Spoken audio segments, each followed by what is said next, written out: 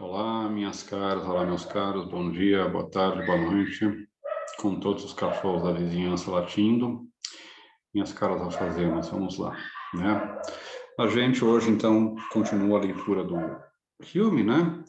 E depois de ver nos primeiros capítulos de Hume a explicação que ele faz da origem do nosso conhecimento e como ele remete isso tudo às ideias, como ele transforma isso em critério de verdade, de significado, né, das nossas ideias, dos nossos juízos, né, a gente chega finalmente à seção 4, que são as dúvidas céticas sobre as operações do entendimento. Quais são as operações do entendimento, né? Bom, aquelas que a gente viu antes, né? Sejam aquelas de, lembram-se, né? Compor, transpor, aumentar, diminuir, e sobretudo aquelas três leis de associação, né? De ideias que a gente encontrou lá nas sessões anteriores, né?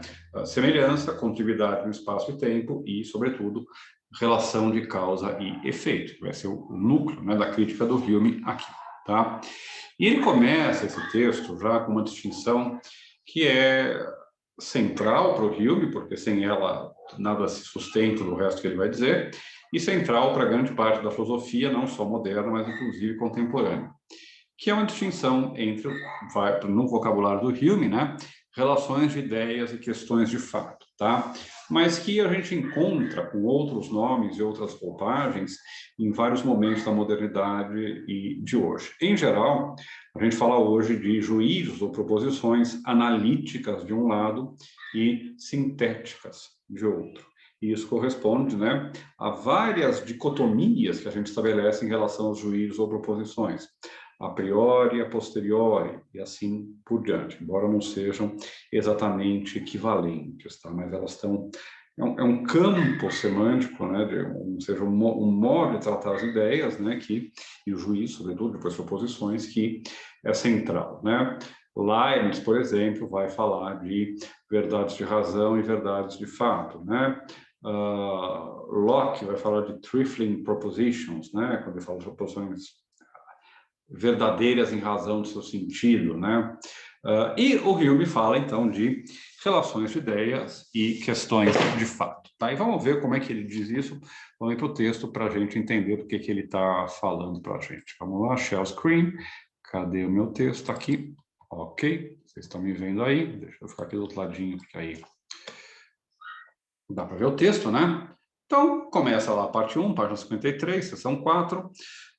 Aliás, antes da gente começar a leitura, deixa eu apontar, dúvidas céticas, né? E vejam aqui que ele se reclama do ceticismo. E tem um ensaio, tá, na edição dos Pensadores do Hume, que se chama O Cético, tá? Leiam para ter uma ideia, né, do que se trata. Vocês sabem que o ceticismo é, em geral, a tese de que não existe conhecimento, ou pelo menos não existe conhecimento confiável e certo. Tá? Ela admite muitos graus e formas, né? Desde o ceticismo mais radical, que nega a possibilidade de conhecer qualquer coisa, porque nega a própria existência de algo como conhecimento, até aquele no qual o ceticismo é simplesmente um instrumento, um exercício para, no Descartes, por exemplo, justificar os primeiros princípios, ou, por exemplo, nos céticos anteriores a Descartes, que o Popkin descreve muito bem naquele livro, A História do Ceticismo de Erasmo Spinoza, se não me engano, o subtítulo. A história do ceticismo, ele mostra bastante como o ceticismo está presente na filosofia moderna, mas, sobretudo, com uma função fideísta. Se não me engano, eu já falei sobre isso para vocês, né? Ou seja, já que eu não posso ter conhecimento pela razão, né, só me resta a fé, só me resta a crença, né, e, portanto, isso é um argumento a favor da fé religiosa e contra o conhecimento do mundo, né? O ceticismo do Hume é uma coisa bastante diferente, tá? Como eu disse, tem várias discussões sobre como interpretar esse ceticismo. Eu, desde as mais radicais até mais moderadas, eu tendo a ficar do lado mais moderado de leitura do ceticismo do nosso amigo Hume, tá? Bom, todos os objetos da razão e investigação humana, todos, né, não tem exceção, podem ser naturalmente, ou seja, não é uma coisa que é convencional, mas que faz parte da essência deles, né? Em dois tipos, a saber, relações de ideias e questões de fato. Do primeiro tipo são as ciências da geometria, álgebra e aritmética. Toda afirmação que é intuitiva ou demonstrativamente certa, que o quadrado da hipotenusa é igual ao quadrado de dois lados, é uma proposição que expressa uma relação entre essas grandezas, que 3 vezes 5 é igual a metade de 30, expressa uma relação entre esses números. E vejam, tá? Vamos com calma, tá? Vamos por partes, né? Diria Jack o Estripador, tá? Geometria, álgebra e aritmética, tá? Então, figura e número, a gente pode conhecer suas relações, são relações meramente entre ideias.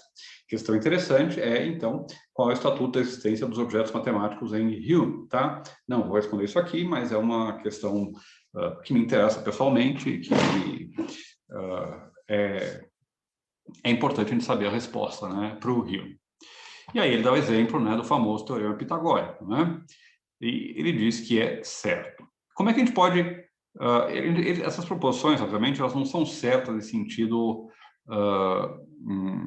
que elas são claras, evidentes, cartesianamente, ou seja, eu posso perceber diretamente a sua verdade. Nem sempre, pelo menos, tá? Porque, veja, como é que eu conheço essas proposições?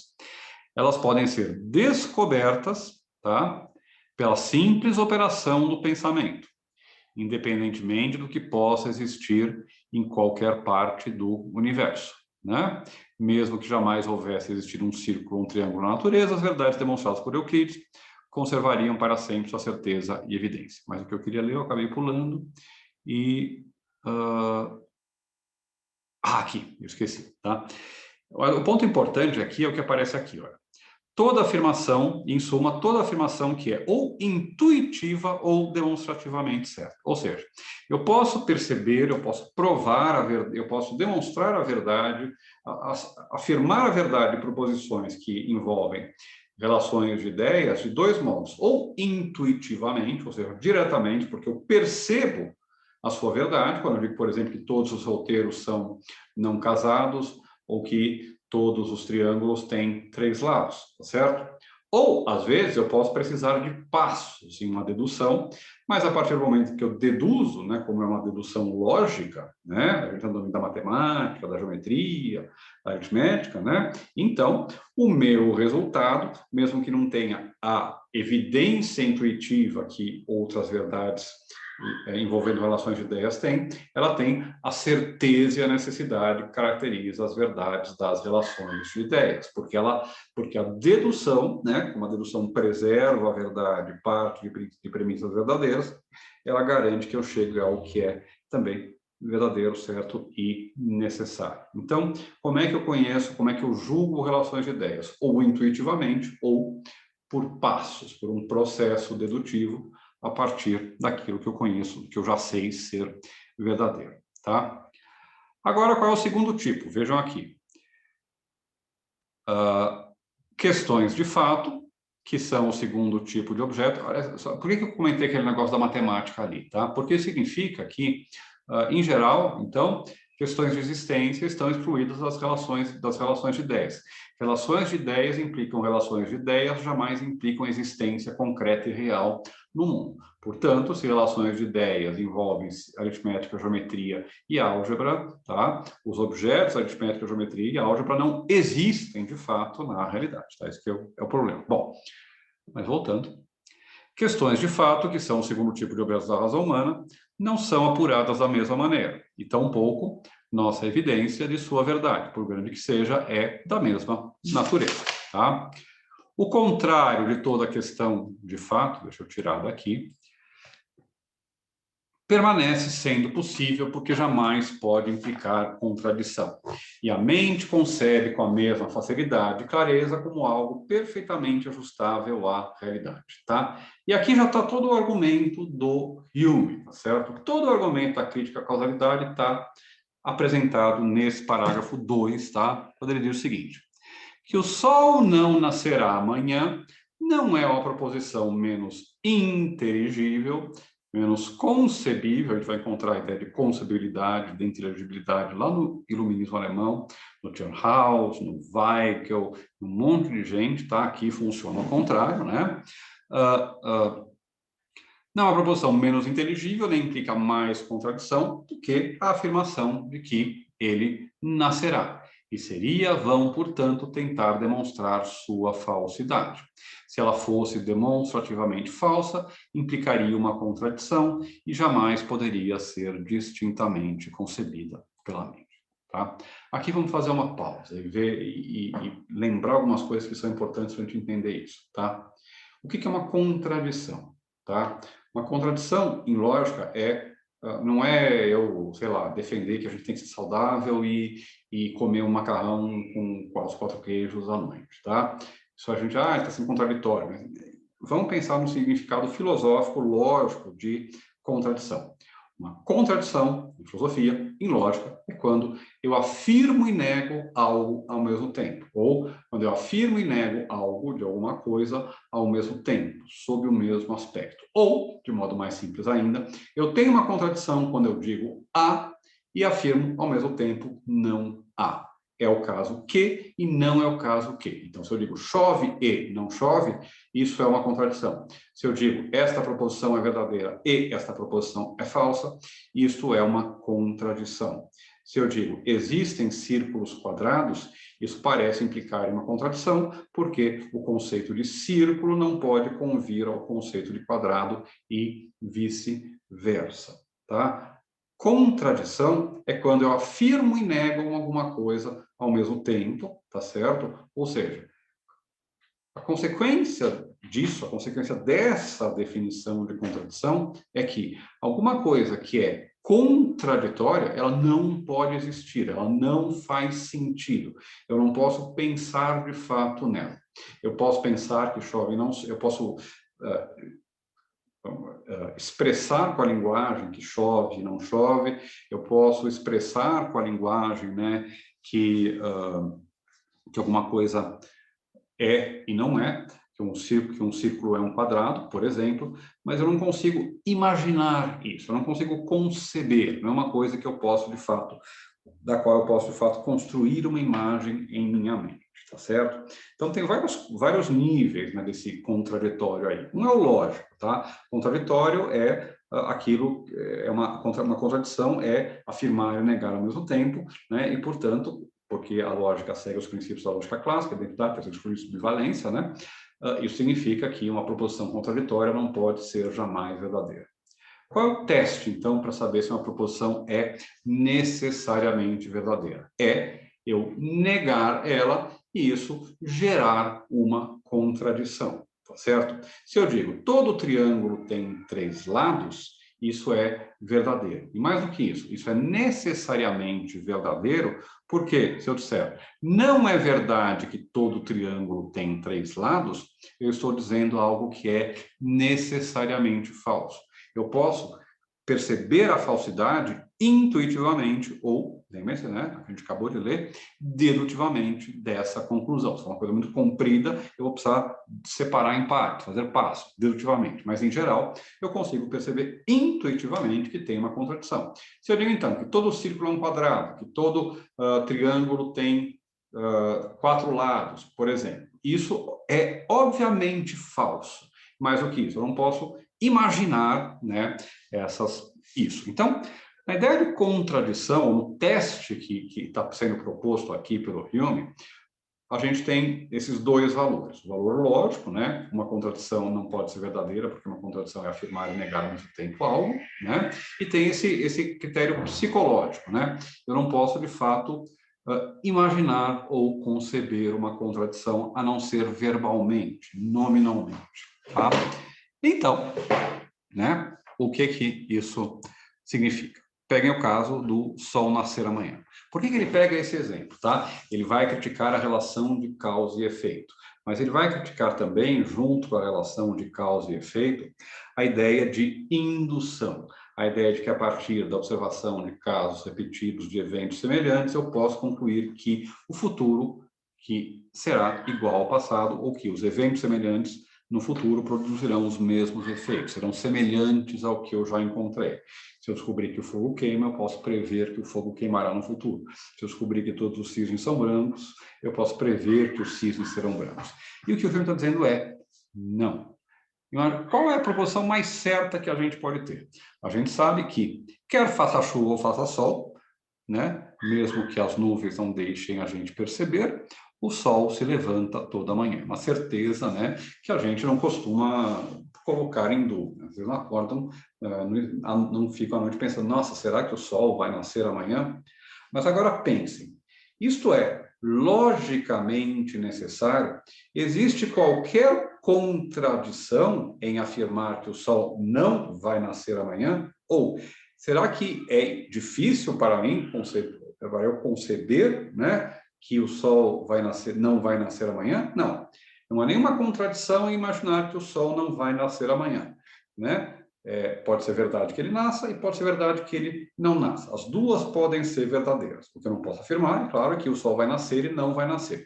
Mas se eu afirmo que o sol não vai nascer amanhã, não há, do ponto de vista lógico, nenhuma contradição. E do ponto de vista psicológico, eu posso perfeitamente imaginar que o sol não vai nascer amanhã.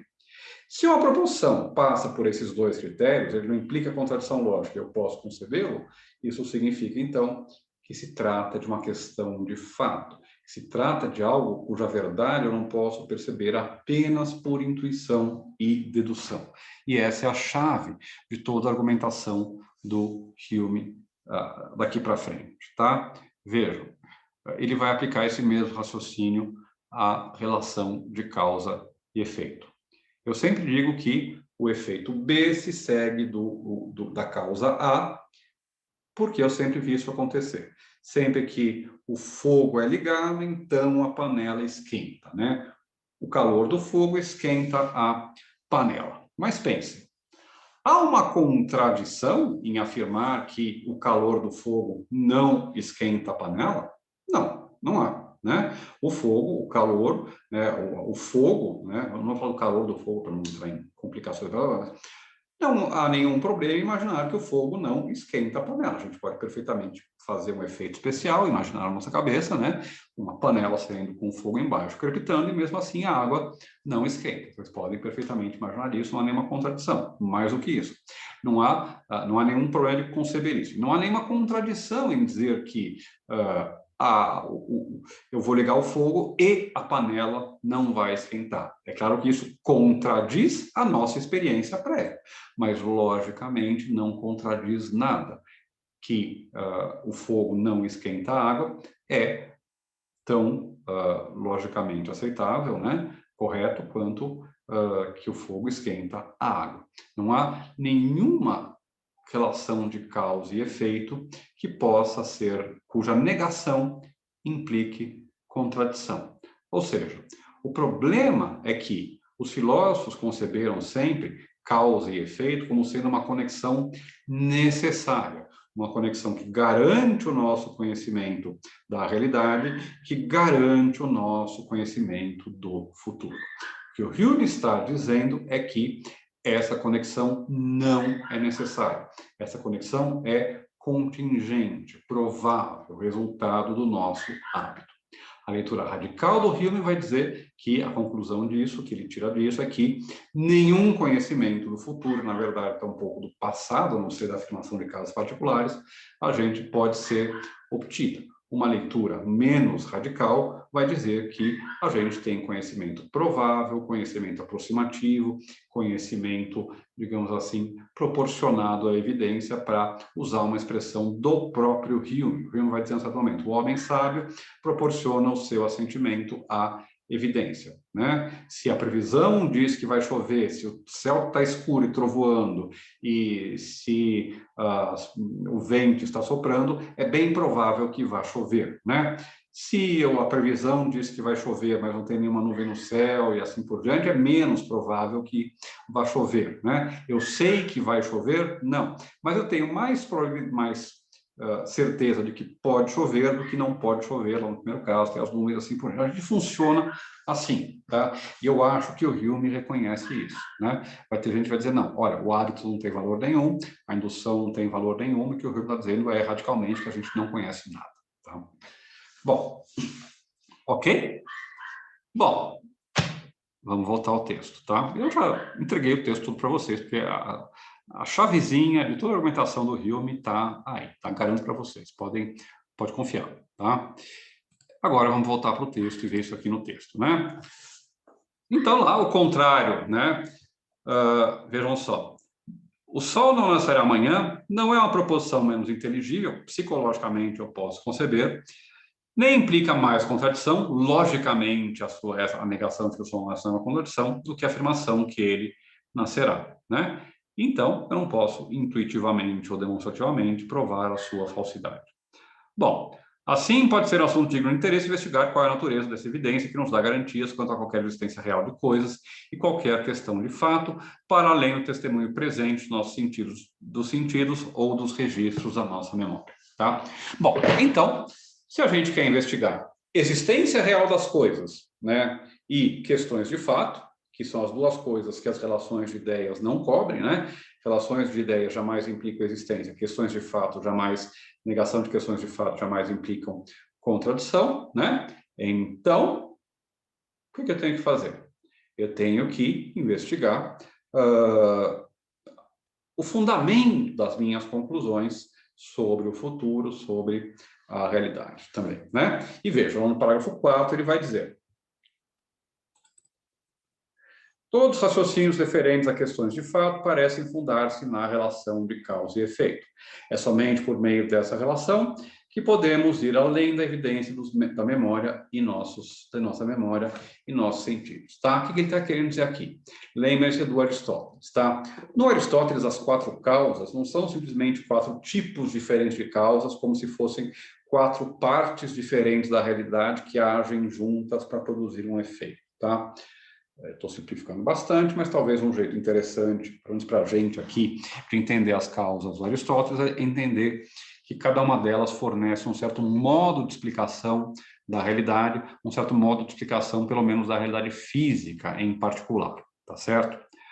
O nosso amigo Hume está dizendo, olha, né, na verdade, a gente tem uma relação particular de causa e efeito, e essa relação particular de causa e efeito não tem qualquer função explicativa, como Aristóteles achava. Por que eu posso conhecer a natureza? Porque eu posso conhecer as causas, né, dos eventos da natureza. Lembra-se lá do Bacon, né? Quero conhecer formas, quero conhecer causas, né? Hume vai dizer, não, eu não conheço causas. Se eu não conheço causas, eu não tenho um conhecimento, né, dedutivo, demonstrativo, necessário, certo, universal da natureza, do mundo físico, tá?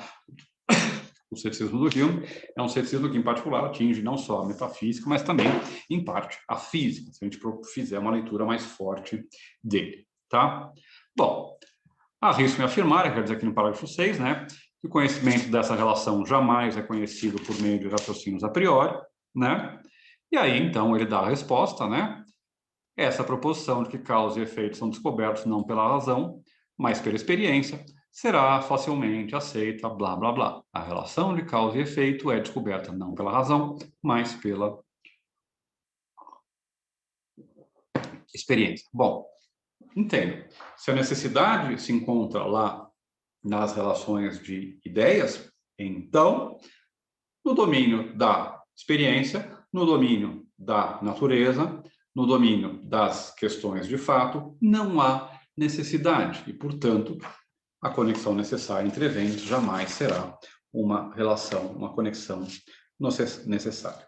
E ele vai, basicamente, gastar o resto desse livro, né, dizendo por quê. Por exemplo, aqui no parágrafo 11, né, ele vai dizer, em uma palavra, portanto, todo efeito é um acontecimento distinto da sua causa, tá?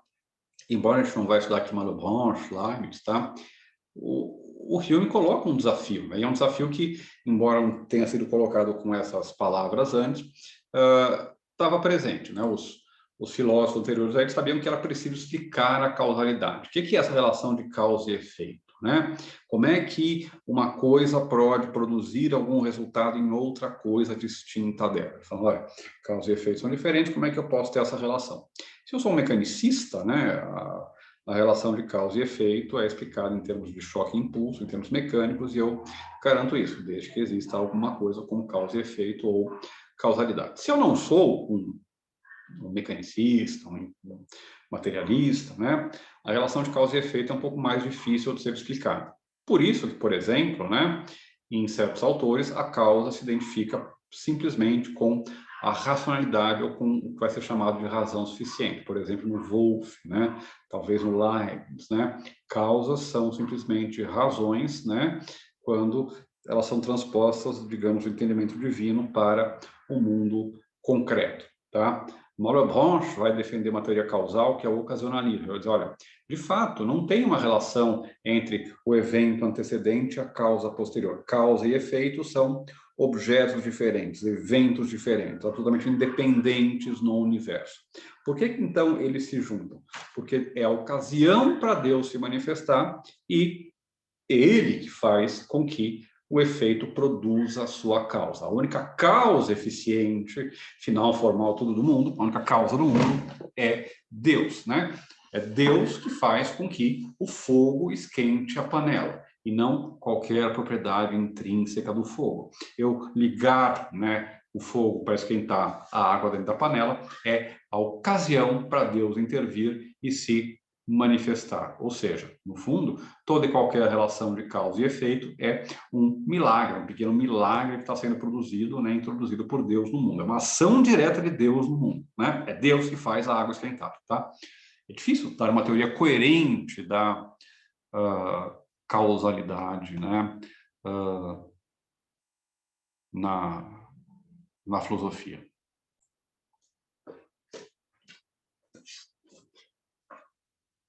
Inclusive, né, deixa eu mostrar para vocês, vejam, acabou de chegar, tá novinho ainda, não li, mas esse livro aqui, por exemplo, é justamente sobre o debate da causalidade no período moderno de filosofia, vejam só, 1637, quem é?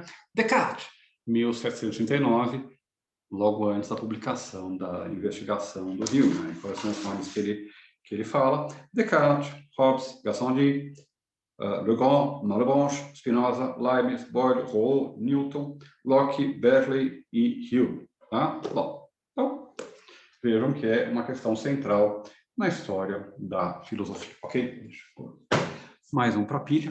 Né? Esse aí está branquinho, está novinho, não foi lido ainda. Né? Bom, vamos lá.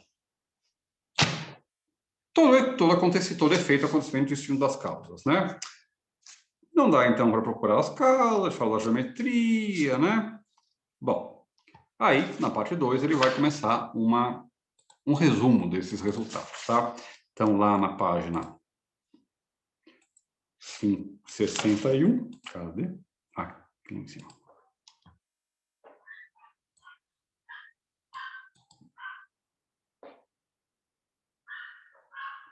Ele vai dizer, né, vejam aqui, qual é a natureza de todos os nossos raciocínios acerca de fatos? A resposta apropriada parece ser que eles se fundam na relação de causa e efeito.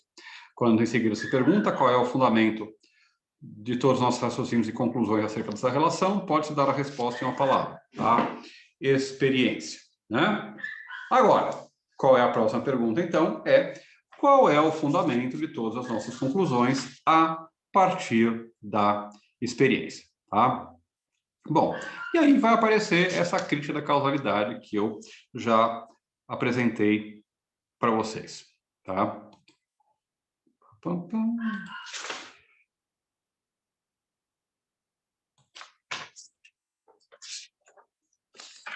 Eu acho, então, que é isso, tá? Não vamos ler todo o texto, tá? Mas deixa agora falar alguma coisa sobre a próxima sessão para a gente aí concluindo, então, mais uma leiturinha do Hume, tá?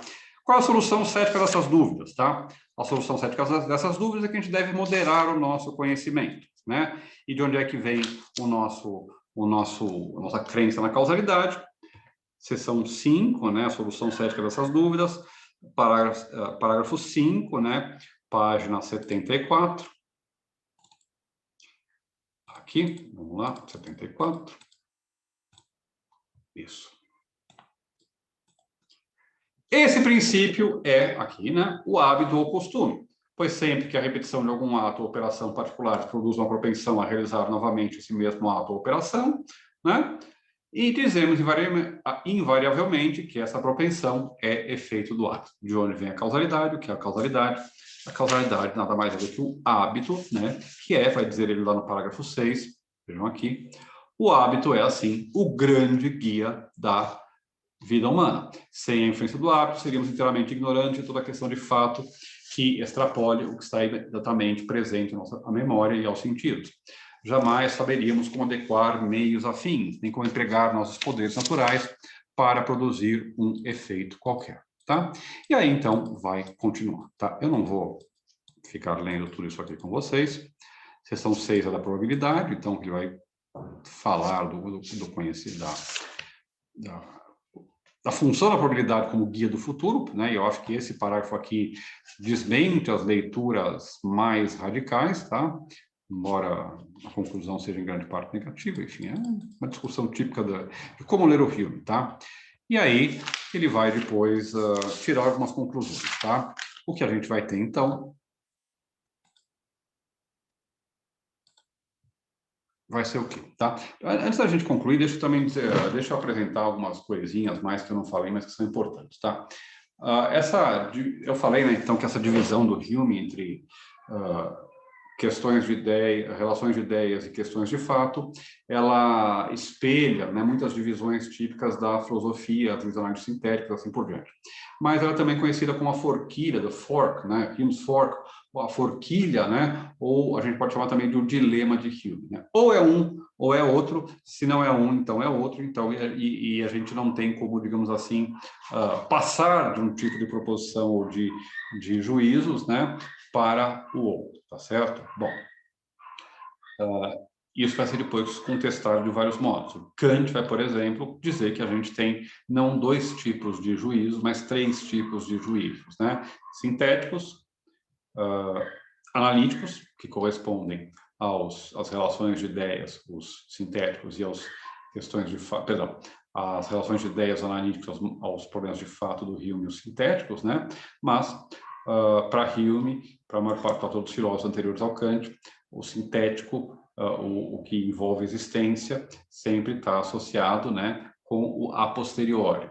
E o Kant vai, digamos assim, utilizar o conceito de um conhecimento que é, ao mesmo tempo, sintético, mas a priori.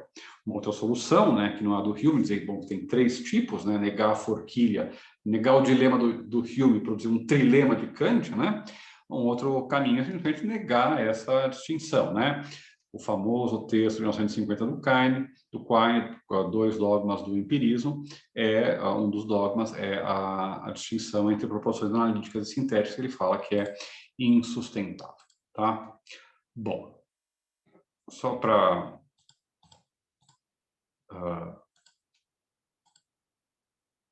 concluir, né?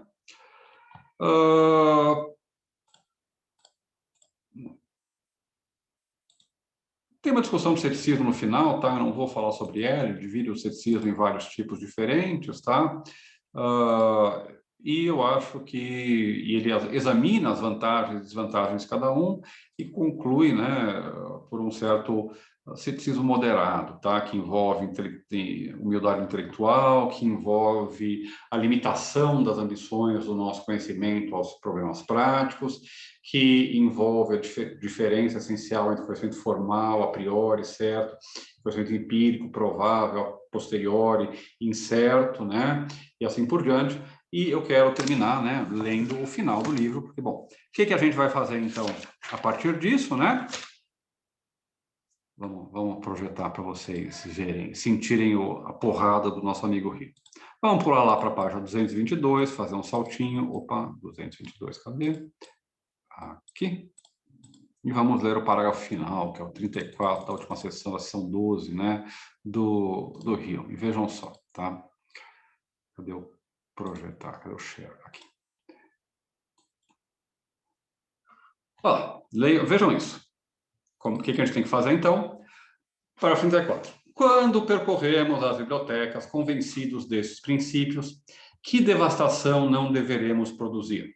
Se tomarmos em nossas mãos um volume qualquer de teologia ou metafísica escolástica, por exemplo, façamos a pergunta: contém ele qualquer raciocínio abstrato referente a números e quantidades, que é o objeto das relações de ideia, portanto, de conhecimento universal e necessário, certo?